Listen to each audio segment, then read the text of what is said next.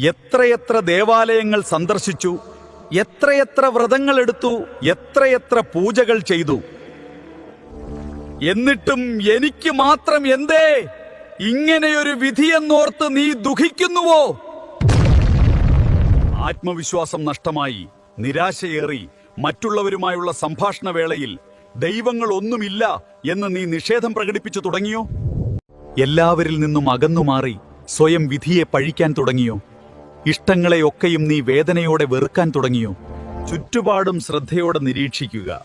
സൂര്യോദയം, മഴ, മരങ്ങൾ, മറ്റ് ഭൗതിക സുഖ സൗകര്യങ്ങൾ, ഇവയൊക്കെ നിനക്കായി ഒരുക്കിയ പ്രകൃതിയെ നീ അറിയാറുണ്ടോ? നമ്മോടുള്ള നിന്റെ ഭക്തിയും വിശ്വാസവും ഏകാഗ്രതയും പ്രാർത്ഥനയും എത്രമേൽ കുറഞ്ഞിരിക്കുന്നു എന്ന് സ്വയം പരിശോധിക്കുക.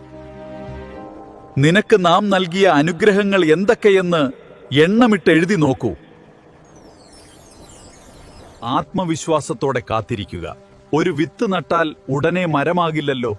അതുപോലെ കർമ്മഫലം ഒരു ദിവസം കൊണ്ട് നേടാൻ കഴിയണമെന്നില്ല. നിന്റെ ഉള്ളിൽ നിറയുന്ന എന്നെ തിരിച്ചറിയുക. തീർച്ചയായും ജീവിതത്തിൽ അഭിവൃദ്ധിയുണ്ടാകും.